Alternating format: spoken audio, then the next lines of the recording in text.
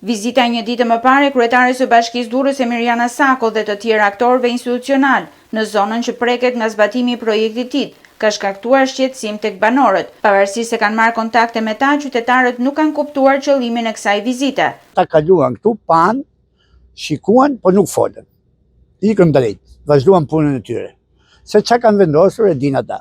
Pa njoftim, pa thënë gjë, vetëm ku shikojmë ditë bukur kryetaren me persona tjerë vjen këtej vërtetën për lagje, pa asnjë njoftim. Pas takimit të së shtunës me kryeministrin Rama dhe vizitës së kryebashkiakes në shtëpitë dhe bizneset që preken nga projekti, banorët që protestojnë prej muajsh vijojnë të këmbgulin në kërkesat e tyre, siç janë pezullimi i projektit, dialog me autoritetet për fatin e banesave të tyre dhe rishikim të vlerës së shpronësimit sipas vlerës së tregut. Të ndalohet projekti deri në zgjidhje reale. Të sistemojnë njerëzit, të gjejnë zgjidhjen, bin dakord me të gjithë qytetarët që duan të prishin shtëpitë edhe pastaj të vendosin. Unë jam pronarja e shtëpisë, një para punës. E vendosesh ti për shtëpinë time, për çmimin tim e shtëpisë, unë nuk jam dakord. Do të bëj dakord me mua. Qofse vendos e shes. Ama jo kështu. Po nuk është zhvillim kjo, kjo është hajdutullik.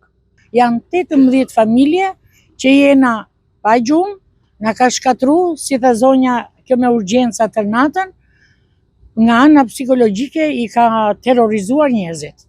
Kam pamje edhe nga amfiteatri, pamje edhe nga rruga Matan. Shtëpi e vjetër, këtu 100 e sa vjetë shtëpi. Ne e dim se këto shtëpi mbi 100 vjeçare fundet monument kulture. Kanë thënë që do të vetëm rekonstruksion të shtëpie, thotë ai. Këto rekonstruksione e shtëpisë kanë bërë sheme, bëhe me bar, lulishte, edhe ky është rekonstruksion.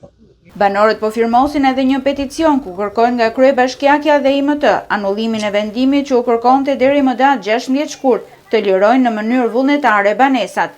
Ne si rregull kemi kërkuar me bërë një peticion që ky vendim i IMT-s për prishje të pezullohet, sepse nuk qëndron ndërkohë që ne ishim në negociata me kryeministrin. Mbetja në fuqi e vendimit të IMT-s për prishjet qëndron mbi banorët si shpata e Demokleut. Por nëse një ditë Fadroma do të vinë përpara shtëpive të planifikuara për të shëmbur, disa prej tyre janë të vendosur për të kryer akte ekstreme.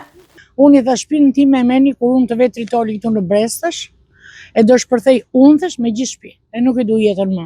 Se punova, luftova dhe Edi Rama po ma merr me të pa të drejtë.